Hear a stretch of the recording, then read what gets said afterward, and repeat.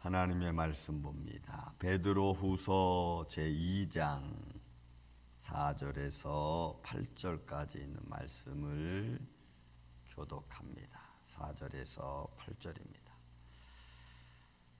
베드로서 2장. 하나님이 범죄한 천사들을 용서하지 아니하시고 옥에 지옥에 던져 어두운 구덩이에 두어 심판 때까지 지키게 하셨으며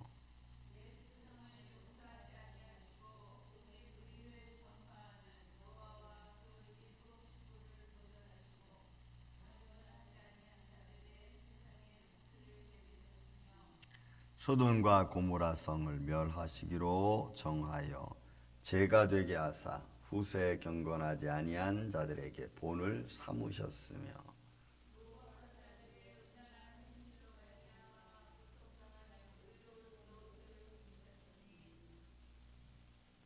이는 이 의인이 그들 중에 거하여 날마다 저 불법한 행실을 보고 들음으로 그 의로운 심령이 상함이라. 아멘. 자, 우리가 또 베드로가 역시 거짓 선자들과 또 거짓 선생들이 전하여 준 그 마지막 때 모습을 세 가지 모양으로 지금 사실 증거하고 있죠. 자, 그렇게 거짓 선자, 거짓 선생들은 4절의 말씀의 핵심이죠. 하나님이 범죄한 천사들을 용서하지 아니하시고, 여러분 이 범죄한 천사들에 대한 내용은 사실 아담 이전에 있었던 천상계의 사건입니다. 에스겔서 28장에 보면은 아마 에덴에서 창조한 그 모습을 어떻게 보면 그 아담을 향한 말씀이기도 하고 어떻게 보면 천사에 관한 루시퍼에 관한 말씀이기도 합니다. 그 창조의 모습이 너무너무 아름답고 근데 그 장소를 에덴이라고 하는 그 장소로 보면은 아담을 칭하는 것 같기도 하고 때로는 사단을 칭하는 것 같기도 합니다. 그러니까 어쨌든 두 모습에서 루시퍼로 그 말씀을 우리가 인용을 한다면 가장 아름답게 그리고 지키는 스랍이라고 했으니까 아마 그 말씀을 와서는 아마 그 루시퍼에 관한 이야기일 가능성도 많습니다. 그러니까 지킨다라고 할 때 그 지키는 에웰이라고 하는 것은 하나님의 그 어떤 영광 가운데 있는 거죠. 아무튼 이 범죄한 천사들, 천생이 범죄한 천사 하나님 용서치 아니하시고 지옥에 던졌습니다. 어두운 곳에 캄캄한 곳입니다. 그리고 그들은 언제까지 그곳에 뒀냐면 하나님이 영원한 심판이 이를 때까지입니다. 그러니까 그때까지 하나님은 거기에 가두어 두었습니다. 자, 그런데 그런 범죄한 천사들이 와서 여러분 이 세상을 혼란스럽게 했습니다. 그러니까 하나님의 질서를 파괴한 겁니다. 그래서 불의는 결국 하나님의 의를 제대로 서있지 못하게 파괴한 겁니다. 그래서 지키는 그 하나님께서 이 사단을 지킨다 할 때는 이거는 원래는 이 테레오라고 하는 단어는 여러분 보존하고 지키고 뭐 이런 거거든요. 근데 이게 어떻게 되냐면 하나님의 명령에 의해서 지켜지는 것을 말해요. 그러니까 사단을 하나님의 지옥의 어두운 곳에 던진 것은 하나님의 명령에 의해서 그렇게 된 것이고 또 하나님의 명령에 의해서 때로는 그렇게 보존되는 겁니다. 하나님의 명령에 의해서. 그래서 여러분 우리를 하나님이 지키신다 할 때는 여기 테레오라고 똑같은 말을 쓰거든요. 하나님이 우리를 어떻게 지켜요? 천사들을 통해서 그를 지키라고 명령하는 거예요. 그래서 여러분 우리가 이 땅에 살면서 여러 가지 많은 삶의 위험과 영육 간에 힘든 일이 있어도 하나님은 우리를 이렇게 지켜주시고 보존하시는 줄로 믿습니다. 천사들을 통해서 그를 지켜라 명령하는 거죠. 히브리서 11장 1장 히브리서 1장 마지막 14절에 보면 모든 천사는 지키는 영이라고 했죠. 하나님의 명령을 받드는 것을 말합니다.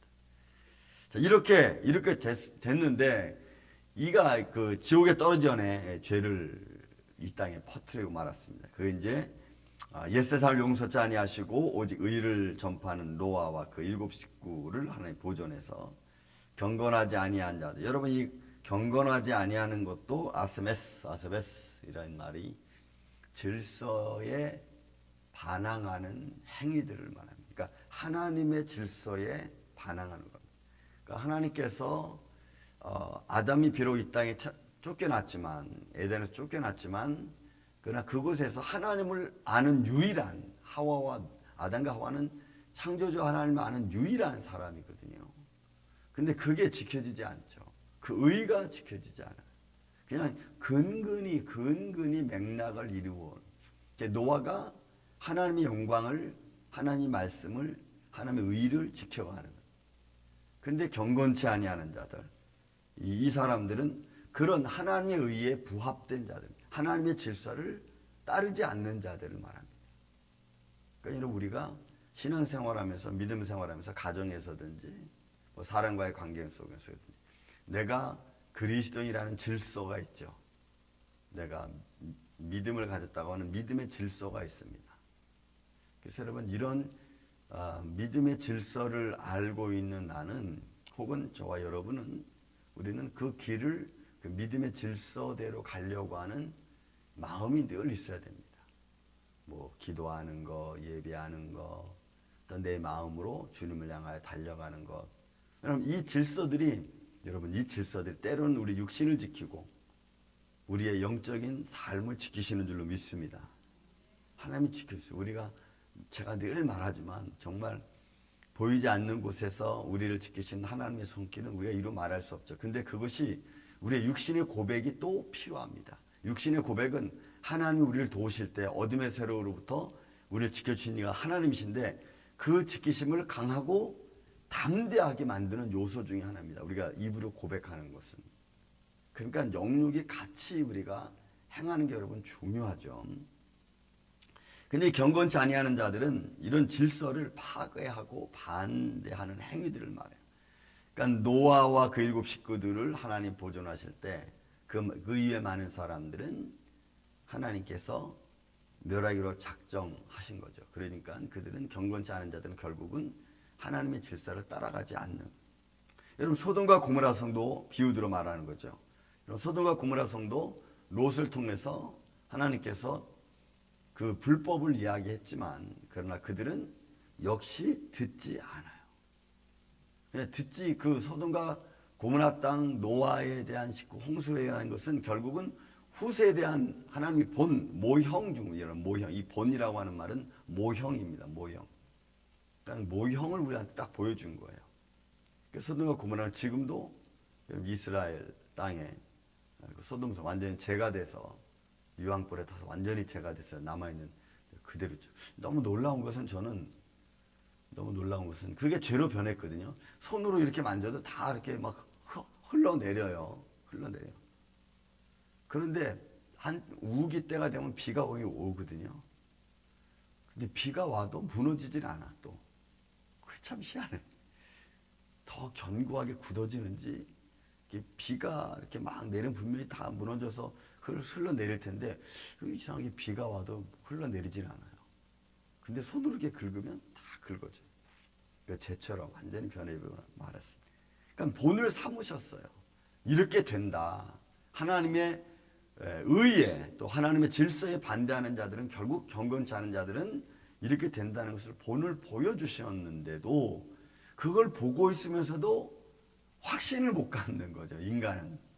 왜냐하면 이게 정말 이렇게 됐나? 정말 이렇게 된 건가? 라고 하는 어떤 인간적 이 죄성에서 나오는 불순종이 눈앞에 현실로 되어진 것을 보면서도 믿지 못하는 우리 인간들의 모습.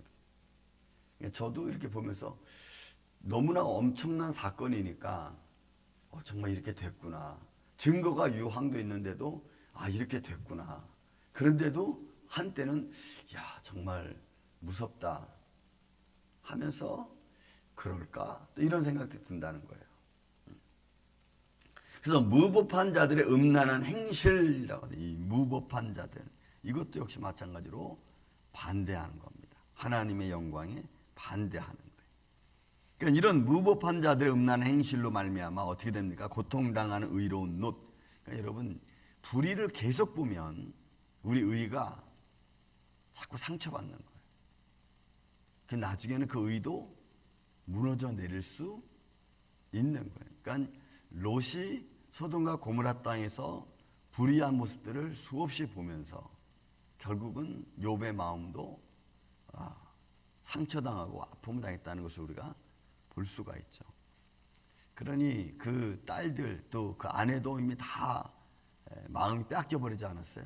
그 빼앗겨버린 이유 중에 하나는 그가 나올 때 정말로 멸망할까라고 하는 그런 그런 마음이 결국은 하나님의 의를 끝까지 이기지 못한 결과 중에 하나죠. 그래서 고통당한 의로운 롯 하나님이 건지셨고, 또 이는 그 의인이 그들 중에서 과연 날마다 저 불법한 행실을 보고 들음으로, 여러분 이거 안목의 정욕입니다. 요한 1세에 나온 안목의 정욕. 육신의 정욕은 제가 말씀드렸죠. 육신의 정욕은 한번 초두에 한 번씩 훑고 지나갔습니다. 그런데 안목의 정욕과 함께 육신의 정욕이 더 불타오르죠. 그리고 이제 마지막에는 그것이 다 이생의 자랑. 그러니까 자기의 자랑으로 삼는 거예요. 그런 것들을. 그러니까 욕망 있고 권력 있고 힘 있는 자들이 자기들의 욕망거리로 삼아갑니다. 그러니까 이생의 자랑이 이제 결국은 이제 마지막 때 모습 나타나는 모습 중에 하나겠죠. 그러니까 이 보고 들은다는 것은 결국 안목의 정욕이에요. 그것으로 그 의로운 심령이 상해지는 것. 그래서 여러분 오늘날 우리가 무엇을 보느냐, 제가 무엇을 들으느냐 이거 굉장히 중요하다 그랬죠. 여러분 우리가 들음과 행함이라는 책을 제가 여러분들에게 말씀드리면서 여러분 우리의 삶 속에 내가 무엇을 듣느냐에 따라 내가 행동한다는 거예요. 그럼 무엇을 듣느냐에 따라서 내가 생각하고 또 무엇을 보느냐에 따라서 내 마음이 움직이고 또 나도 모르게 그런 생각을 하게 된다는 거예요. 그러니까 보고 듣는다는 것이 이제 너무너무 중요한 시대. 근데 오늘날 이 시대에 매스컴과 미디어는 사람들의 마음을 홀딱 다 빼앗아버리고 말았죠. 이런 현실 속에서 우리의 마음이, 우리의 의로운 마음이 자꾸 상하는 거고, 자꾸 유혹받고 미혹되고 자꾸 하나님에 의해서 떨어지려고 하죠. 여러분 이런 시대입니다. 그러니까 베드로가 벌써 AD 1세기경에 사람들의 마음 속에 이런 마음이 있다는 것을 벌써 이야기하고 있는 거예요. 그러니까 정치적인 힘들고 어려움에서 고통당하는 것을 보면은 내가 정말 저런 일을 할 수 있을까? 그러니까 믿음이 흐려지는 거예요. 그때는 그 당시에는 육체적인 고통이죠. 육체적인 고통이 심하게 다가오고 또 그런 것을 보고 또 위협적인 말을 들으면은 과연 그 믿음이 온전한 믿음으로 지켜질 수 있겠냐. 그래서 오늘은 이런 베드로의 그 당시의 시대적인 배경을 오늘날 현실에 적용하면 이 발전된 세상 속에 과연 우리의 믿음이 더 견고하고 하나님의 영광이, 창조의 영광이 드러나야 되는데 오히려 그런 영광보다는 인간의 교만이 자꾸 생겨나는 것이 이 시대에 우리가 짚고 넘어가야 될 삶의 모습이 아닌가. 그래서 우리는 어떤 삶의 환경이 발전하고 또 우리 마음과 우리 듣고 보는 것을 유혹한다 할지라도 우리가 오히려 그것을 통해서 하나님 말씀을 바라보고 또 견고해질 수 있는 이 아침에 저와 여러분이 되시기를 예수님의 이름으로 축원을 드립니다.